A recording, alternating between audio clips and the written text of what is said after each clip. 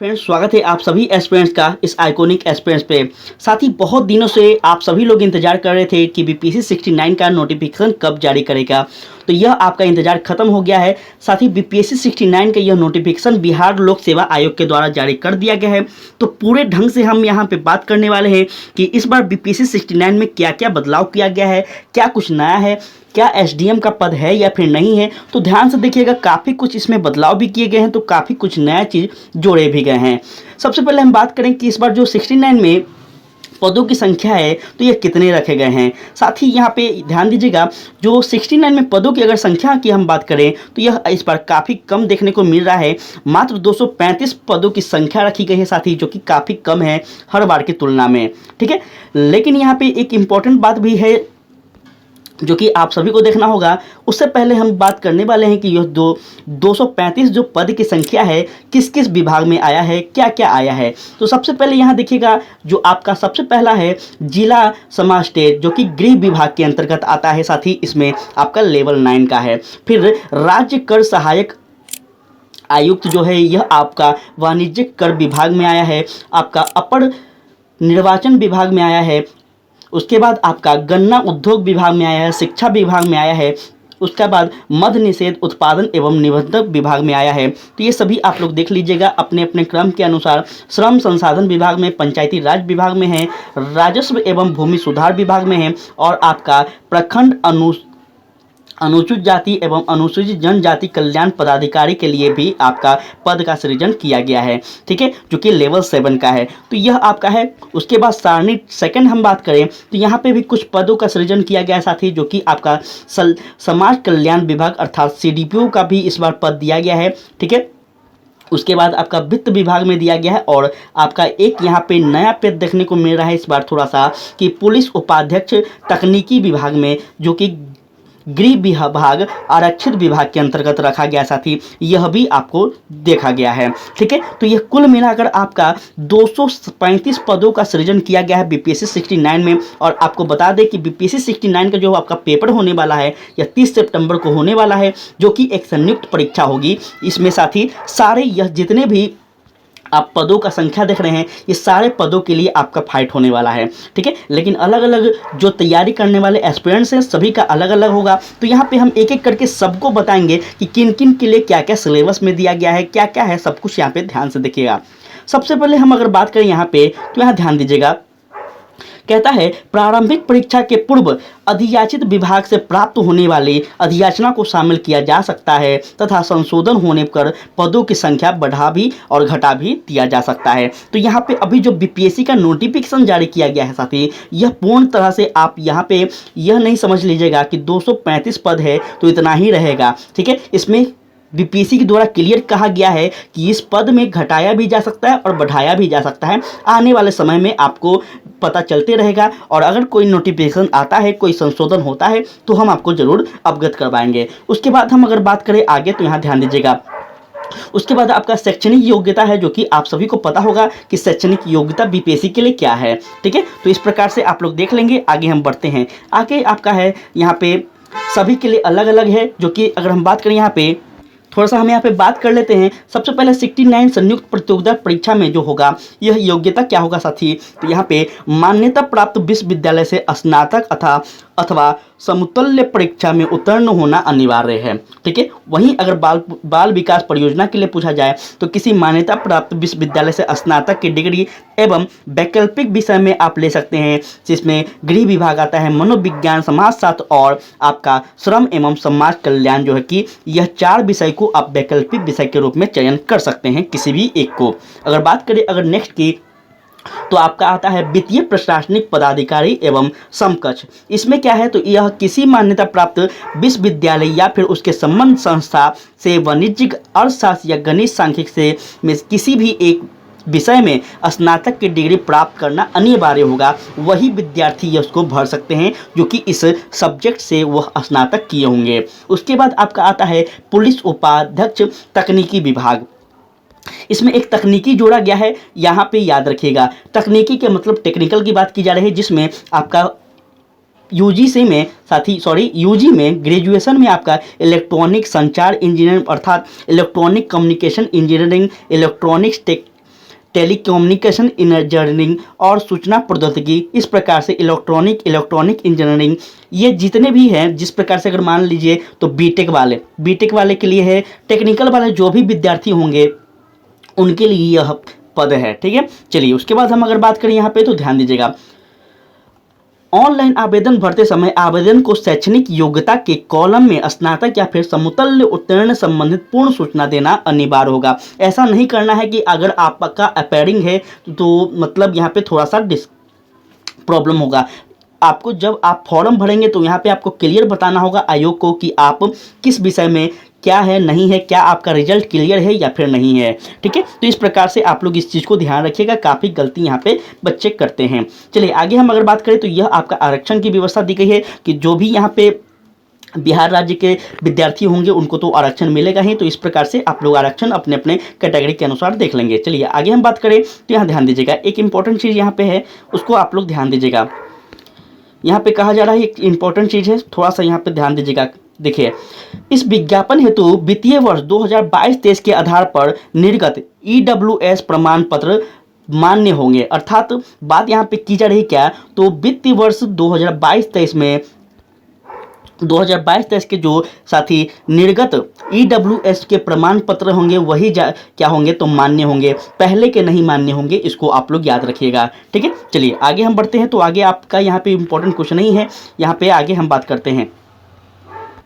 यहाँ पे आपका उम्र सीमा कर दिया गया है, तो आप सभी को पता होगा, सिविल सर्विस का तैयारी करने वाले आप लोग एस्पिरेंट हो तो आपको पता होना चाहिए कि आपका जो स्टेट पीसीएस का उम्र सीमा होता है कितना होता है। तो इस प्रकार से आप लोग अपने अपने उम्र सीमा को देख लीजिएगा। वैसे हम एक बार बता देते हैं कि दिनांक 1/8/2023 अर्थात 1 अगस्त 2023 को न्यूनतम उम्र सोमवार 20 वर्ष, 21 वर्ष और आपका 22 वर्ष, यह सभी जो है यह अधिकतम अनारक्षित पुरुष के लिए है और 37 वर्ष अनारक्षित महिलाओं के लिए दिया गया है। तो इस बार आप लोग कैटेगरी के वाइज देख लीजिएगा। चलिए आगे हम बात करते हैं, तो यहाँ ध्यान दीजिएगा आप सभी लोग। आगे आपका इंपॉर्टेंट जो इंपॉर्टेंट चीज़ है, जो बदलाव हुआ है हम उसी पे बात करेंगे। यहाँ कह रहा है, ध्यान दीजिएगा,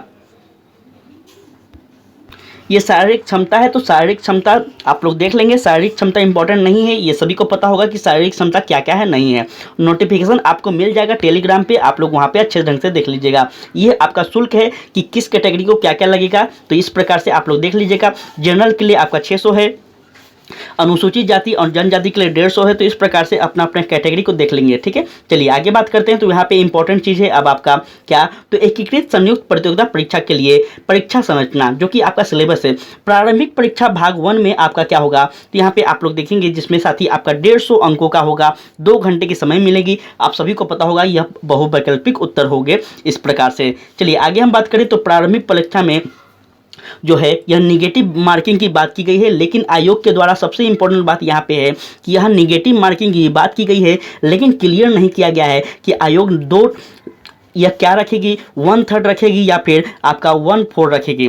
तो यह आयोग क्लियर नहीं किया है कि 1/4 होगा या फिर 1/3 होगा। तो यहाँ पे थोड़ा सा यह आयोग के पर थोड़ा दुविधा है कि यह आयोग कितना इस बार निगेटिव मार्किंग रखती है। तो यहाँ पे आप लोग थोड़ा सा ध्यान दीजिएगा। ठीक है, बस निगेटिव मार्किंग की बात की गई है, क्लियर नहीं किया गया है। चलिए आगे हम बात करें तो यहाँ पे आप लोग आगे देखिएगा, ये सभी आपका परीक्षा का सिलेबस जो है वो सिलेबस दिया गया है। आप सभी को सिलेबस पता होगा, अगर सिलेबस नहीं पता है तो आप वेबसाइट पे जाकर देख लीजिएगा। चलिए आगे हम बात करें तो यहाँ अब आपका आता है मुख्य पेपर, जो कि परीक्षा आपका मेंस पेपर होगा भाग 2। इसमें आप लोग देखेंगे तो यह संयुक्त 69 संयुक्त प्रतियोगिता परीक्षा जो होगा, इसका अगर हम बात करें तो यह आपका सेकंड जो पेपर होगा, यह आपका पहला पेपर क्या होगा तो सामान्य हिंदी का होगा, जो कि 100 अंकों का होगा, सभी को पता होगा। उसके बाद आपका अगर बात करें तो यह इसमें 30% अंक लाना अनिवार्य है। बस इतना ही आपको क्वालिफाइंग पेपर है, तो इसको याद रखिएगा। उसके बाद आपका सेकंड पेपर सामान्य अध्ययन प्रश्न पत्र 2 होगा, जो कि 300 अंक का होगा। सामान्य पत्र जो द्वितीय पत्र होगा साथी, यह 300 अंक का होगा। एक निबंध का पेपर होगा, यह भी 300 का होगा। आप सभी को सिलेबस पता होगा, सिलेबस नहीं पता है तो एक बार आप लोग देख लीजिएगा। उसके बाद जो यहाँ पे है वैकल्पिक विषय, ऐच्छिक विषय, जो कि ऑप्शनल है। ऑप्शनल में आप लोग यहाँ पे देख लेंगे ऑप्शनल क्या है। तो ऑप्शनल आपको पता होगा 100 अंकों का बहुवैकल्पिक प्रश्न पूछा जाएगा। इस बार बदलाव कर दिया गया है और यहाँ पे आपका ऑप्शनल दिया गया है, तो इस प्रकार से अपने हिसाब से आप लोग ऑप्शन का चयन कर सकते हैं। उसके बाद हम बात करें दूसरे पद के लिए, तो नेक्स्ट है आपका बाल विकास परियोजना पदाधिकारी। यह जो है इसमें क्या पूछा जाएगा, तो पहला पेपर जो होगा सामान्य हिंदी का होगा जो कि 100 अंक का होगा और यह सभी के लिए क्या होगा, तो यह कंपलसरी होगा, इसमें 30% लाना है। उसके बाद आपका सामान्य अध्ययन पत्र सेकंड होगा 300 अंकों का और आपका थर्ड पेपर होगा 300 अंकों का। फिर आपका आता है वैकल्पिक विषय, ऑप्शनल यह होगा जो 300 मार्क्स का होगा। ठीक है, संयुक्त परीक्षा के लिए अगर हम बात करें 69 संयुक्त की, तो यह आपका कितना होगा, 100 अंकों का होगा। लेकिन अगर सीडीपीओ की बात की जाए, जो सीडीपीओ के लिए फॉर्म भरेंगे उनको ऑप्शनल कितना होगा, तो 300 नंबर का होगा, जिसमें गृह विभाग दिया गया, गृह विज्ञान दिया गया है, मनोविज्ञान, समाजशास्त्र और आपका श्रम एवं समाज कल्याण दी गई है। तो ये आपका 4 ऑप्शनल होगा, इसमें से किसी एक का आप चयन कर सकते हैं। उसके बाद हम बात करें तो वित्तीय प्रशासनिक पदाधिकारी एवं समकक्ष, इसमें अगर बात करें तो यह आपका सामान्य हिंदी सभी में दिया गया है।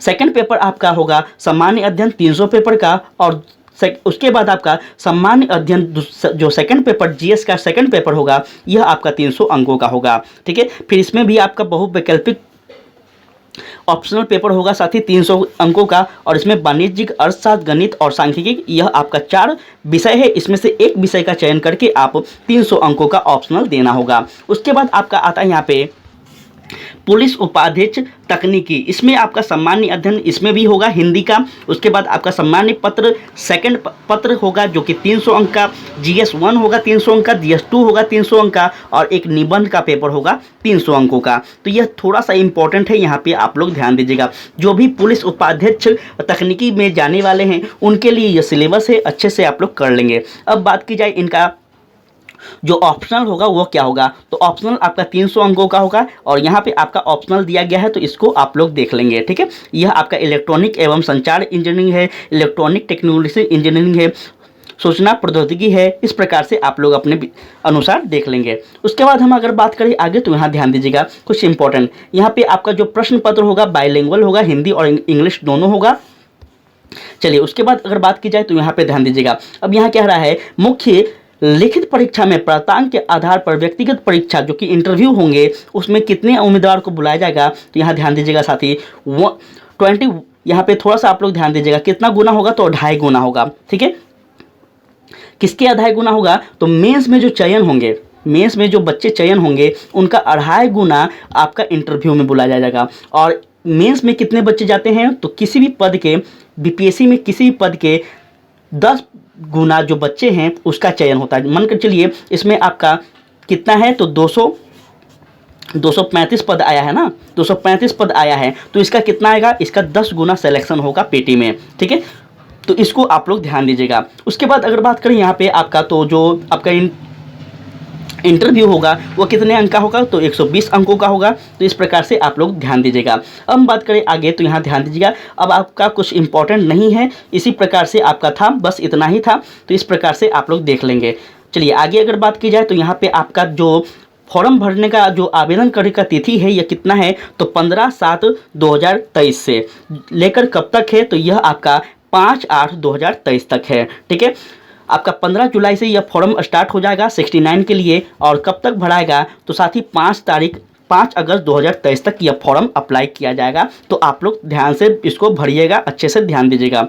अगर बात की जाए आगे, तो अब आपका यहाँ पे कुछ इंपॉर्टेंट उतना नहीं है जो कि आपको बताया जाए, तो इस प्रकार से देख लेंगे आप सभी लोग। और यहाँ पे एक इंपॉर्टेंट है कि इस परीक्षा हेतु तो विस्तृत पाठ्यक्रम जो सिलेबस है यह आयोग की वेबसाइट पे है, तो आयोग के वेबसाइट पे एक बार अच्छे से आप लोग अपडेट हो जाएगा। अगर होगा तो हम एक बार सिलेबस भी आपको एक लेक्चर ले लेंगे सिलेबस पे भी, कि क्या क्या सिलेबस है 69 के लिए, क्या क्या इंपॉर्टेंट है और क्या क्या पढ़ना चाहिए, क्या इंपॉर्टेंट बुक है, क्या टॉपिक है, सब कुछ एक बार ले लेंगे। ठीक है, तो इस प्रकार से आपका यह नोटिफिकेशन हो गया साथी। अब आप लोग लग जाइए, समय बहुत कम है। तो आज के लिए इतना ही। जय हिंद, जय भारत।